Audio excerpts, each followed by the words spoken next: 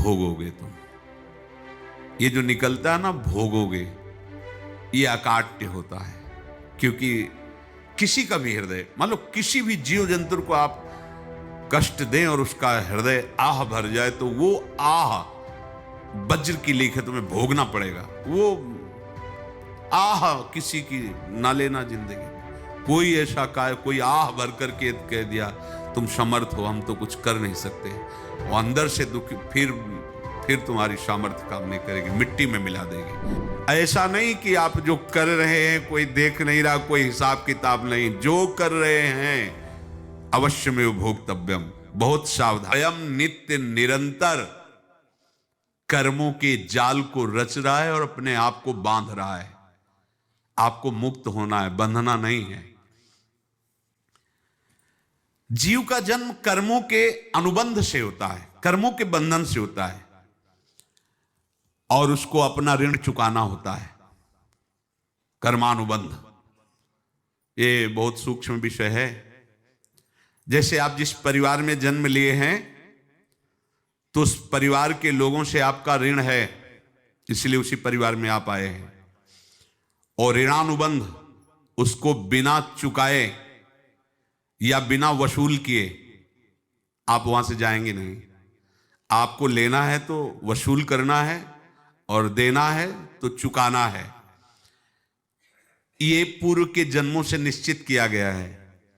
जैसे किसी के यहां पुत्र हुआ, जन्म से ही पैसा खर्चा शुरू हुआ, जो बड़ा हुआ तो उद्दंडता के द्वारा मार पूरे परिवार को क्लेश पर क्लेश देता चला जा रहा है। ये तुम्हारे कर्म का फल है। या ऐसे शक्तिहीन बुद्धिहीन ऐसे पागल पूरे जीवन सेवा करो, तुमसे अपना हिसाब चुकाने के लिए वो आया है। अब परिवार के जो सदस्य जुड़े आके, मतलब पत्नी आते ही पूरी हृदय में आनंद, परिवार में आनंद, और जीवन भर वो आनंद ही सुख देने के लिए उसका जन्म हुआ। वो अपना ऋणानुबंध मुक्त, और आते ही भयंकर क्लेश खड़ा कर दिया, बीच में दीवाल और झगड़ा वैसा, फिर अतरे दिन मारपीट शुरू, कलह अशांति, पूरा जीवन नरक हिसाब करने आए। यहां ऋण चुकाए बिना कोई जा नहीं सकता, ऋण चुकाना पड़ेगा। किसी का ऋण वसूल करना है तो किसी को ऋण चुकाना है, दोनों काम करने होते हैं। अनेक जन्मों में अनेक लोगों के साथ हमने जो बर्ताव किए हैं, अच्छे या बुरे, वो होंगे। अब किसी आदमी को हम जानते नहीं, अचानक मिला, अचानक टक्कर लगा और मार पीट गाली गुप्ता सब कर दिया, चुपचाप सह लो। क्यों? ये आपका हिसाब है, पूर्व का हिसाब। हमारा उससे कोई द्वेष नहीं, कोई संकल्प नहीं। अचानक घटना घटी और हमसे द्वेष करने लगा, हमें पीटने लगा, हमें गालियां दे, ये हिसाब है, चुपचाप सह जाओ। अपने घर का भाई ही भारी दुश्मन बन गया और क्लेश, हिसाब है। एक प्रभुदत्त ब्रह्मचारी जी की वाणी में पढ़ा था, एक महात्मा जी भ्रमण करते थे, तो उस समय असरफियां चलती थी, मोहरे असरफियां, तो उनको भेंट में देते लोग। तो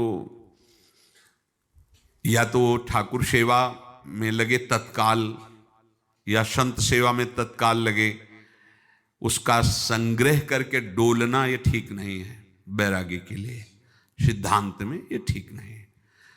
तो जब 2, 4, 6, 8 ऐसे मोहरे हुई, तो उन्होंने विचार किया कि और भ्रमण करके जब काफी मोहरे हो जाएंगी, तो प्रयागराज में जब कुंभ पड़ता है, एक बार पूरे सब अखाड़े के संतों को, अलग अलग संप्रदाय सब संतों को बुलाएंगे और सबको पुआएंगे। अब साधु है तो यही विचार करेगा, और क्या विचार करेगा। तो उन्होंने ऐसे डंडा बनवाया, बेंत, जो ऊपर से चूड़ीदार और भीतर पोला, और मोहरे उसमें डालते गए। और भ्रमण, जहां जहां श्रद्धालु भगत थे सबके यहां जाना, और इच्छा रखना कि एक मोहर तो दे दे दक्षिणा में। कामना कोई भी हो वो बांधती ही है, ध्यान रखना।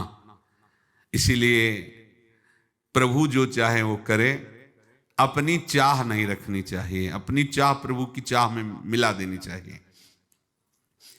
धीरे धीरे वो छड़ी भर गई, भ्रमण करने वाले महात्मा चूड़ी लगाई, इंतजार करते रहे, जब प्रयाग का कुंभ पड़ा तो चले। तो रास्ते में एक गांव में पूछा जाता है, जैसे कहीं रुको कि कोई श्रद्धालु ऐसा है जो संत सेवी है। तो कुछ लोगों ने बताया, हाँ एक परिवार है बहुत संत सेवी है और आपको मिलाते हैं उनसे। हाँ ये महाराज घर में रुका, खूब अच्छा हलवा पूड़ी पवाया और जो घर के मालिक थे चरण दबाए।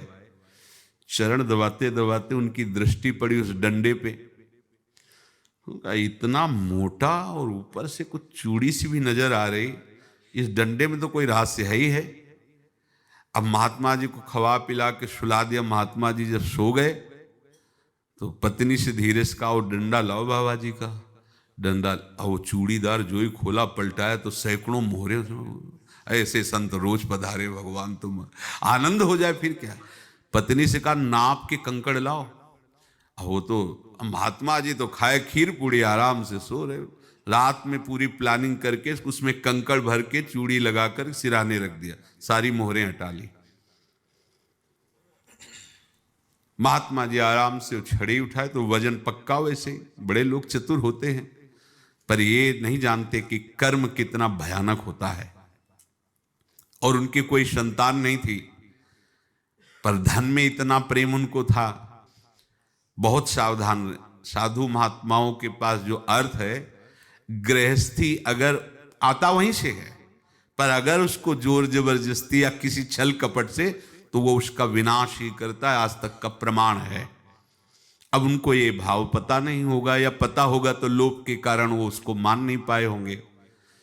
महात्मा जी गए प्रयाग में, किसी अखाड़े पर रुके और वहां प्रार्थना की कि कल जो है संपूर्ण अखाड़ों का निमंत्रण किया जाए और सब संतों को भोग पवाया जाए और उनको दक्षिणा भी दी जाए।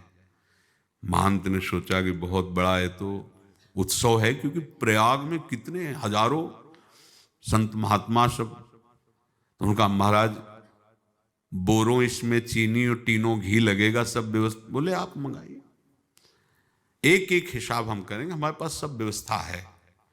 बोले कुछ तो पहले दे दो, वो इकट्ठे देंगे हम। उनको था कि अगर हम छड़ी खोला और दो चार मोहरे दी, किसी को पता लग गया तो गड़बड़ हो सकती।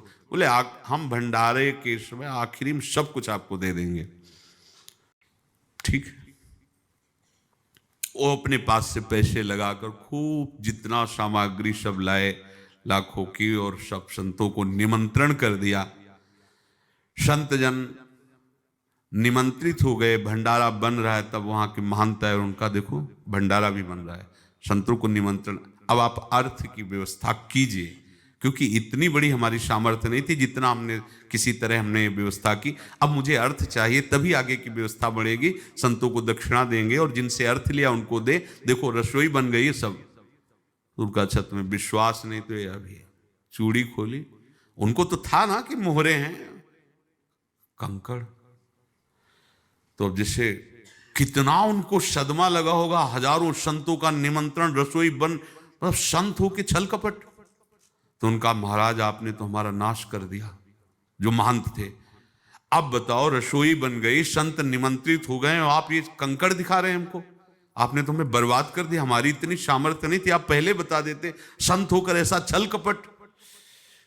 अब वो बोले तो क्या बोले, क्योंकि उनको पता था कि मोहरे हैं इसमें। अंदर से उनका चिंतन गया उसी सेठ के पास, अच्छा ऐसा धोखा हमारे साथ किया, भोगोगे तुम। ये जो निकलता है ना भोगोगे, ये अकाट्य होता है। क्योंकि किसी का भी हृदय, मान लो किसी भी जीव जंतु को आप कष्ट दें और उसका हृदय आह भर जाए, तो वो आह वज्र की लेख है, तुम्हें भोगना पड़ेगा। वो देखो भीष्म जी को भोगना पड़ रहा है ना। सांप को ऐसे धनुष की नोक से उठाया और बंबूल के कांटों के ऊपर फेंक दिया, कई दिन तक शेदा हुआ, वो आह भर करके मरा। तो आपको 6 महीने बाणों की सैया पर आह किसी की ना लेना जिंदगी में। कोई ऐसा कोई आह भर करके कह दिया तुम समर्थ हो, हम तो कुछ कर नहीं सकते, और अंदर से दुख, फिर तुम्हारी सामर्थ्य काम नहीं करेगी, मिट्टी में मिला देगी। फिर ये तो संत थे, और भगवत आराधना के लिए, संत आराधना के लिए ही ऐसा किए हुए थे। अब इनका कैसे मुंह दिखाएं? अब क्या करें? सुबह संत जन आएंगे, सबके बीच में हमारी कि देखो इन्होंने, अब क्या करें? गए और संगम में जाके छलांग लगाई, अपने प्राण त्याग दिए। अब उनके तो पास मोहरे थी और व्यापार बढ़ा, और 9-10 महीने बाद ही लड़का हुआ। अब तो उनको कि संत फलीभूत हो गया। देखो व्यापार चल रहा, लड़का नहीं होता था, लड़का भी हो गया। बड़ा आनंद छा रहा है।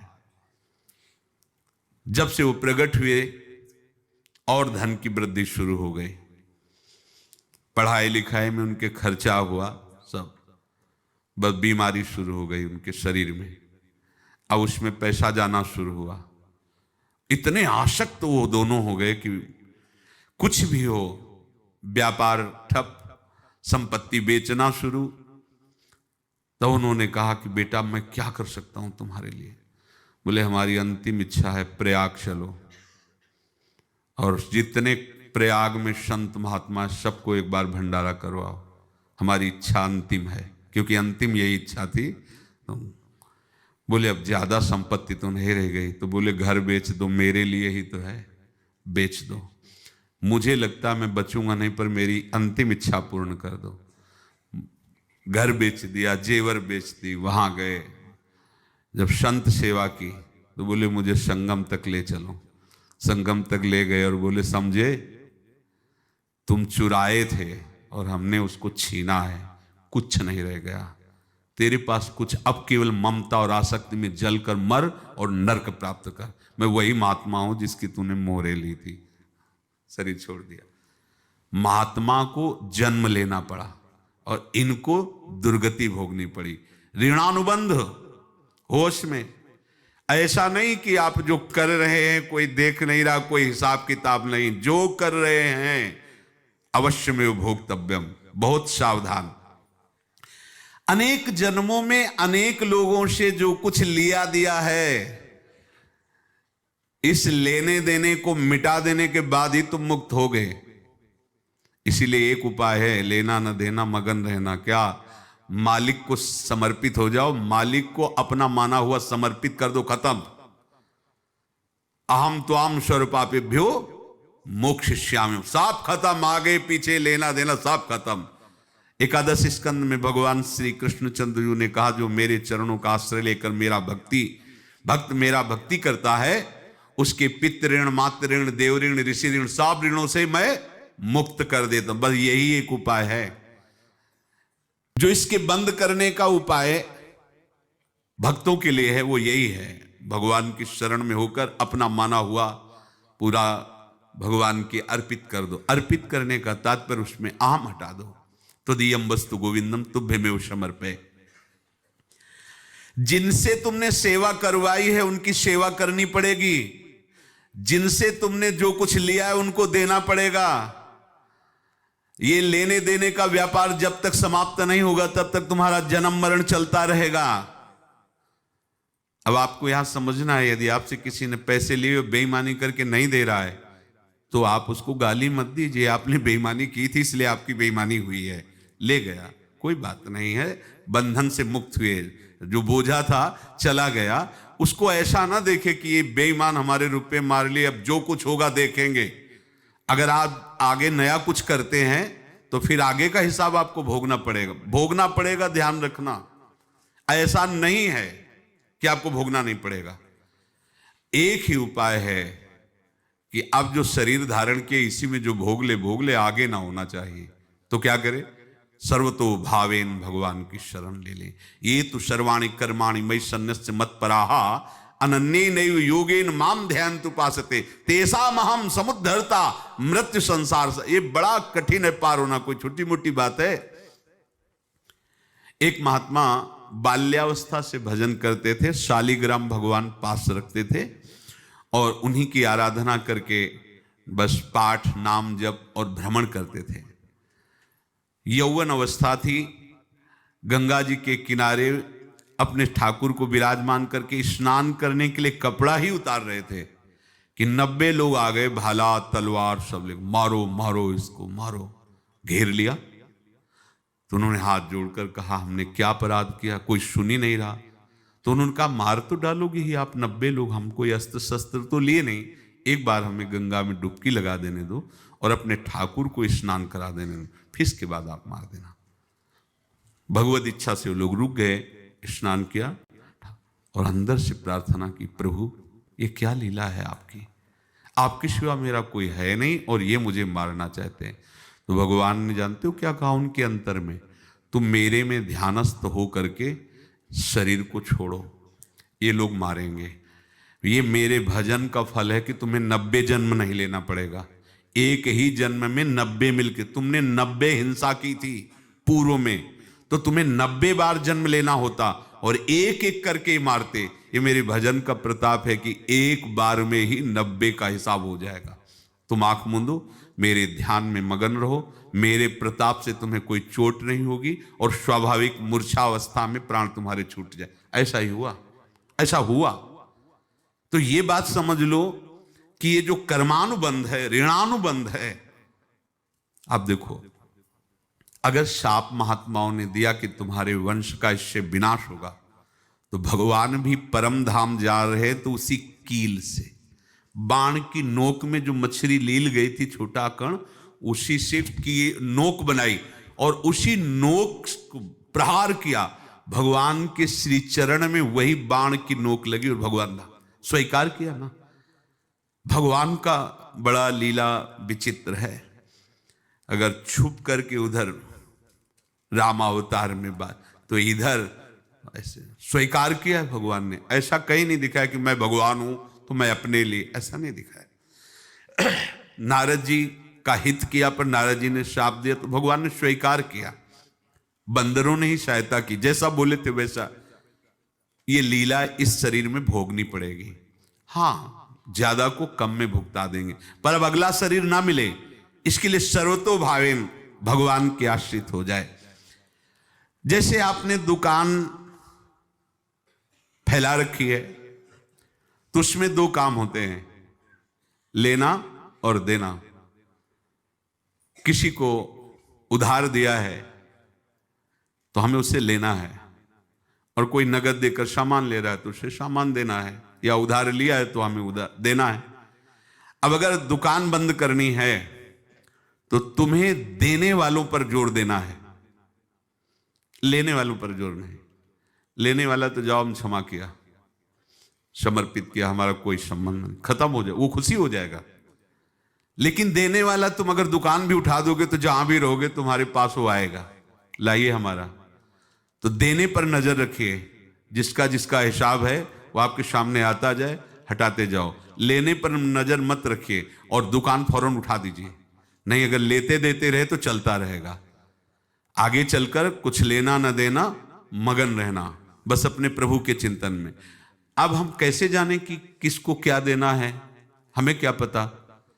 तो हम पूरा हिसाब जिनको पता है उनको दे देते हैं, समझ रहे हो? उनको पता है क्या लेना है क्या देना है, तो इनके पास पहुंच गए या सरकारी हिसाब से सब बराबर कर देंगे। हमको अपनी जिम्मेवारी इनकी चरणों में समर्पित कर देना है, तभी हम जीवन मुक्त होंगे। ये रहस्य की बात है।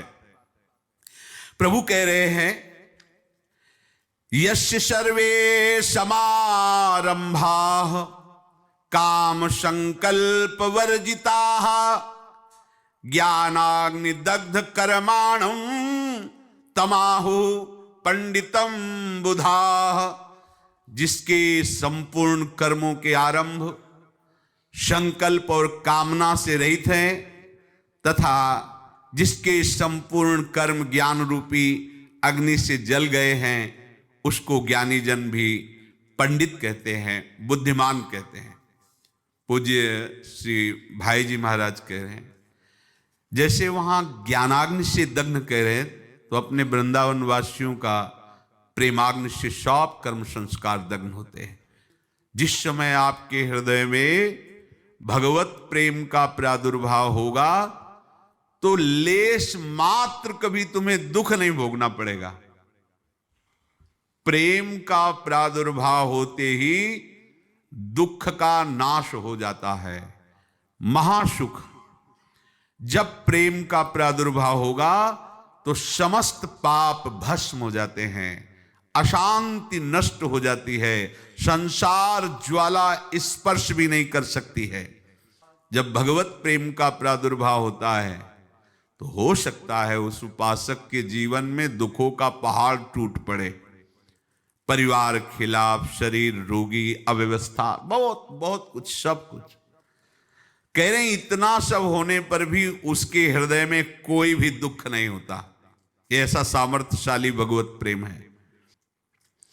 भगवान के चरणारविंद का जिसके हृदय में प्रेम है, भारी से भारी दुख भी उनको विचलित नहीं कर सकता।